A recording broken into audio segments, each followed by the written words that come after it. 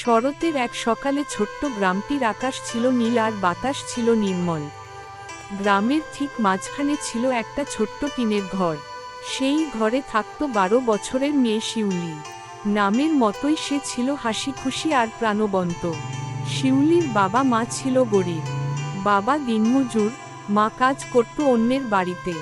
দারিদ্র্য তাদের নিত্যসঙ্গী, কিন্তু শিউলি কখনো মন খারাপ করত না।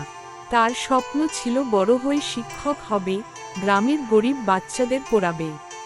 প্রতিদিন ভোরবেলা সে উঠত, মা বাবাকে কাজে পাঠিয়ে নিজে স্কুলে যেত।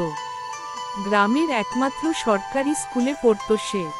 যদিও বই, খাতা, পেন্সিলের অভাব ছিল, তবু শিউলি দমে যেত না। পুরনো বই, ভাঙা পেন্সিল নিয়েও সে মনোযোগ দিয়ে পড়াশোনা করত। স্কুল শেষে বিকেলে সে নদীর পাড়ে বসে আকাশ দেখত। নীল আকাশ, সাদা মেঘ আর সোনালি রোদ, সবকিছু তাকে নতুন স্বপ্ন দেখাত। নদীর ওপারে বড় শহর, যেখানে বিশাল স্কুল, উঁচু বিল্ডিং, গাড়ি চলে। শিউলি ভাবত, একদিন ওখানেই যাবে, পড়বে। গ্রামের অনেকেই বলতো, তোর তো বই খাতা কেনার টাকাই নেই, স্বপ্ন দেখিস কিসের। কিন্তু শিউলি জানত, স্বপ্ন দেখাই তার প্রথম সাহস। একদিন গ্রামের স্কুলে নতুন এক শিক্ষক এলেন, রিমা আপা। আপার চোখে মুখে মায়া, কথা বলার ভঙ্গিতেও স্নিগ্ধতা।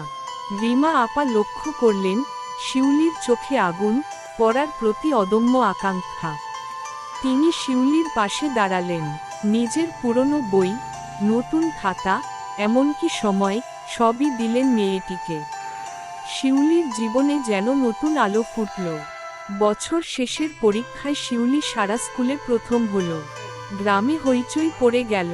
কেউ বিশ্বাস করতে পারছিল না, সেই গরিব ঘরের মেয়ে এমন কিছু করতে পারে।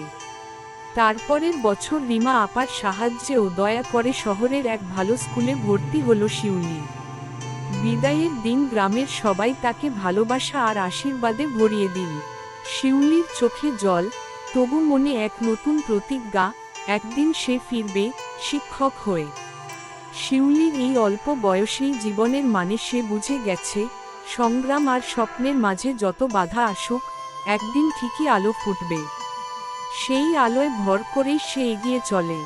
ছোট্ট শিউলির মতো হাজারো শিশু হয়তো পথ হারায়, তবু কারো কারো মধ্যে জেগে থাকে আলোকিত কিছু, যারা শুধু নিজের জন্য নয়, পৃথিবীর জন্যও কিছু করে যেতে চায়।